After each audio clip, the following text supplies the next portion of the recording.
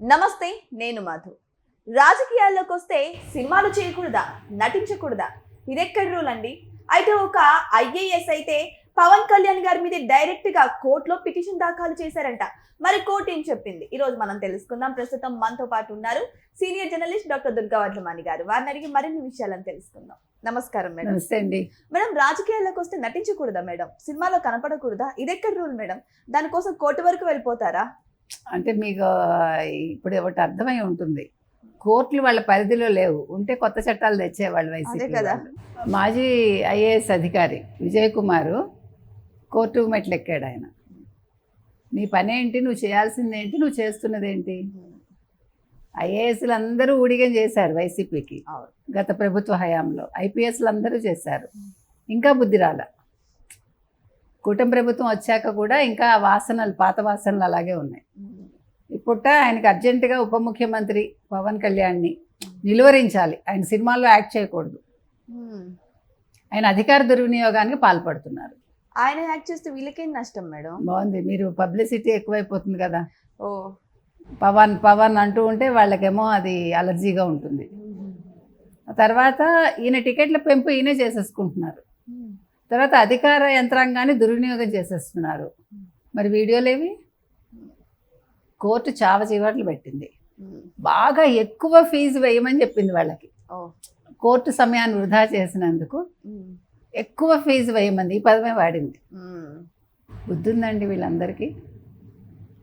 వీళ్ళు చేయాల్సిన ఉద్యోగాలేంటి, వీళ్ళు చేస్తున్నదేంటి అంటే జగన్మోహన్ రెడ్డి కడుపు మంటని విజయ్ కుమార్ రూపంలో చూపించుకున్నాడు. ఆయన్ని తిట్టారు, ఆయన కుటుంబాన్ని తిట్టారు, ఆయన పిల్లల్ని తిట్టారు, తిట్టించారు. ఏం జరిగింది? పోసాన్ లాంటి వాళ్ళు ఈరోజు ఎక్కడున్నారు? అంత దిగజారాల పోసాన్ లాంటి వాళ్ళు. ఓ రైటరు, ఓ నటుడు ఏం చచ్చాడు ఆఖరికి? ఎందుకు కాకుండా పోలా? నన్ను వదిలేండి మహాప్రభు అని బతిమాలుకున్నాడు ఆఖరికి. తెలిసి రావాలి. నోటి దూల ఉంటే ఏమవుతుందో తెలిసి రావాలి. ఇవాళ అంటే కోర్టు చెప్పింది, ఎక్కడ రూల్ లేదే.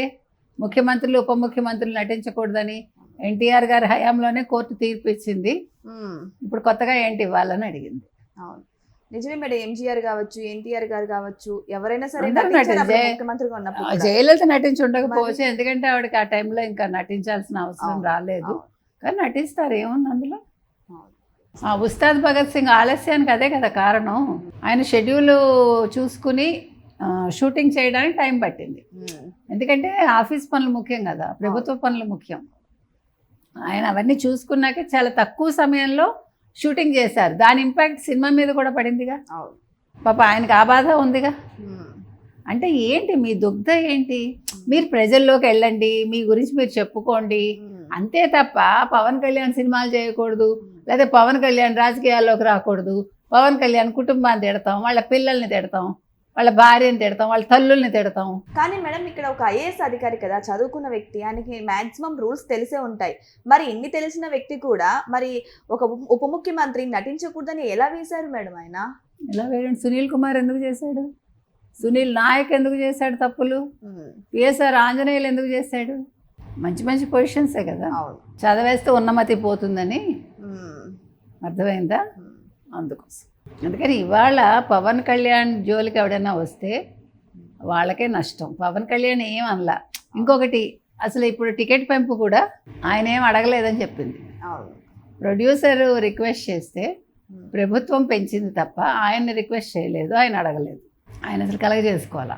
ఆయన ఎంత షూటింగ్ లో బిజీగా ఉన్నప్పటికీ కూడా మేడం, మనం చూస్తూనే ఉన్నాం డైలీ వార్తలు. ఆయన గ్రామాల్లో సంచరించడము, చక్కగా గిరిజనుల దగ్గరికి వెళ్ళడం, వాళ్ళతో మాట్లాడడం. రోడ్డు వేయించాడు కదా 2.5 కిలోమీటర్స్. వాళ్ళు అడగగానే అవన్నీ చేయకూడదు మీరు. రోడ్లు మేము వేయించామా? వైసీపీ హయాంలో రోడ్లు వేయించామా? లేదు కదా. గుంతలు పొడిపించామా? లేదు కదా. మీరు గుంతల్లో పడ్డారు కదా. ఈజీగా డెలివరీలు అవుతాయి కదా. మేము ఎంత ముందు చూపుతూ ఆలోచిస్తున్నాం. మీరు ఆలోచించాలి. మేము మీకు ఖర్చు లేకుండా ఎలా మీరు సుఖంగా ఉంటారు.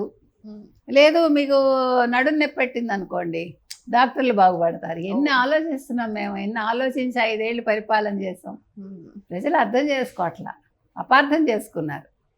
కానీ పవన్ కళ్యాణ్ గారి మీద ఇలా ఏడుస్తున్నారు కదా మేడం, అంటే ఇలా కేసులు పెట్టేసేసి ఇలా చేస్తున్నారు కదా, కానీ ఆయన సొంత డబ్బులు కూడా ఖర్చు పెడుతున్నారు. ఆయన సొంత డబ్బులే ఖర్చు పెట్టాడు ఆయన.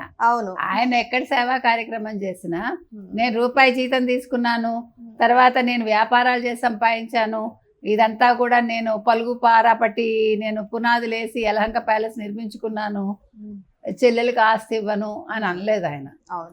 ఈయన ఏం వ్యాపారాలు చేశాడో ఈయన చెప్పడు, ఏం ట్యాక్సులు కట్టాడో ఈయన చెప్పడు, కానీ ఆస్తులు వచ్చేస్తాయి అన్నీ నావే, తల్లిని పంపించేస్తాం చెల్లిని పంపించేస్తాం. అక్కడ అలా కాదు, ఆయన ఎంత సంపాదించాడో లెక్కలున్నాయి, ఎంత ఖర్చు పెట్టారో సొంత డబ్బులు ఖర్చులు పెట్టినవి కూడా లెక్కలున్నాయి. అందుకని ఇవాళ పవన్ కళ్యాణ్ జోలికి ఎవడన్నా వెళ్తే నష్టపోయేది వాళ్ళే. అందుకని కోర్టు కూడా చాలా చక్కగా మీరు అధికంగా ఫీజు వేసి ఛార్జీలు వసూలు చేయమని చెప్పింది. ఇంతకంటే విజయ్ కుమార్కి ఏమైనా కావాలా అవమానం అని మనం అడుగుతున్నాం. మరి ఇంతటితో ఆపుతారా, మళ్ళీ రకరకాల వింత వింత కేసులు వేస్తారా మేడం? అలా ఏం లేదు, ఇది వాళ్ళతో అయింది, రేపు ఇంకో కొత్తది వస్తుంది, మాకేం సిగ్గు. ఏదేమైనా సరే ఉప ముఖ్యమంత్రి హోదాలో ఉన్నటువంటి పవన్ కళ్యాణ్ గారు నటించకూడదని మాజీ ఐఏఎస్ విజయ్ కుమార్ గారు పిటిషన్ దాఖలు చేయడం జరిగింది. మరి కోర్టు కూడా దానికి తగ్గట్టే తీర్పు ఇవ్వడం కూడా జరిగింది.